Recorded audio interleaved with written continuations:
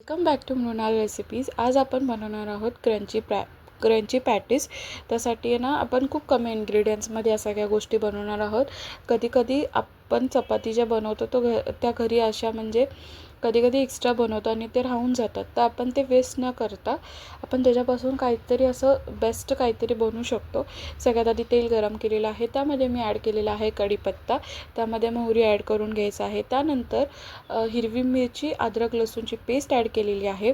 त्याला मस्त आपण मिक्स करून घ्यायचं आहे, तेलात भाजून घ्यायचं आहे आपली अद्रक लसूणची पेस्ट आहे त्याला। त्यानंतर आपण त्याच्यामध्ये हळद ॲड करून घेणार आहे। हळद ॲड करून झाल्यानंतर त्याला सुद्धा मिक्स करून घ्यायचं आहे। हळद यासाठी ॲड केलेली आहे कारण की बटाट्याला एक चांगला असा कलर येतो, ग्रीन येलोइश कलर।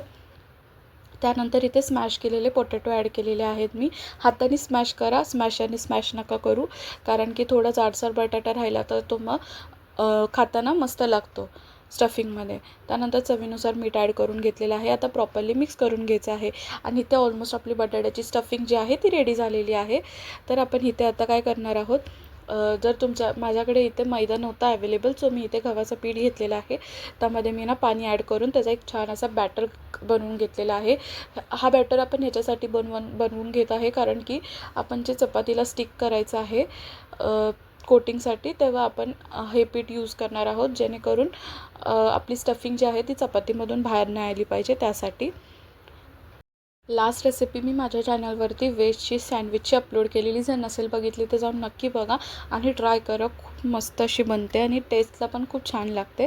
तर इथे आपली जी चपाती आहे ती आपण कट करून घेणार आहे पिझ्झा कटरनी आणि आपण त्याला ना 4 पीसेसमध्ये कट करून घ्यायचं आहे। जसं मी इथे कट करून घेतलेली आहे तसंच सेम त्या प्रकारे आपण कट करून घ्यायचे आहे आणि आपण समोसा बनवताना किंवा पॅटीस बनवताना जसं बनवतो तसंच बनवायचं आहे।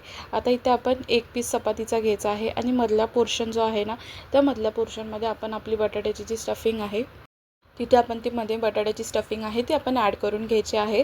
आणि आता आपण जी स्लरी टाईप जे मिक्सचर बनवलेलं आहे ते आपण साईडून असं लावून घ्यायचं आहे, जेणेकरून आपण जी स्टफिंग टाकली आहे चपातीच्या आतमध्ये ती त्या चपातीमधून बाहेर येणार नाही आणि चपाती ओपनसुद्धा राहणार नाही कुठूनच।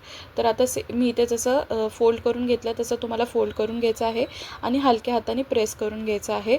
आता इथे ही चपाती ना खूप एक्स्ट्रीम सॉफ्ट बनलेली होती, त्यामुळे जे खूप सारे लेयर्स होते, तर जरी चपाती प्रॉपर मधून इथे स्टिक झाली असली ना तरी पण वरचे लेयर निघत होते, सो वरच्या लेयरमध्ये पण मला डबल लावायला लागलं। मग इथून खालूनसुद्धा आपण जे आपण मिक्सचर बनवलेलं आहे व्हीट फ्लॉरचं ते आपण खालून लावू शकतो आणि मग त्याला आपण असं चिपकून घ्यायचं आहे। त्यानंतर आपण फोल्ड करू शकतो खालचा जो पोर्शन आहे तो बॅक साईडला, मग त्याला एक समोसाचा शेपसुद्धा येऊ शकतो। तुम्हाला पॅटीसचा शेप द्यायचा तर देऊ शकता किंवा समोसाचा शेप द्यायचा तर तो सुद्धा देऊ शकता।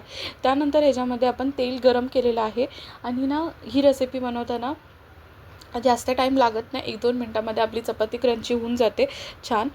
तर लगेच आपण साईड चेंज करून घ्यायचे आहे, 20-30 सेकंड नंतर लो टू मीडियम फ्लेमवरती फ्राय करून घ्यायचं आहे आणि गोल्डन कलर आल्यानंतर काढून घ्यायचं आहे।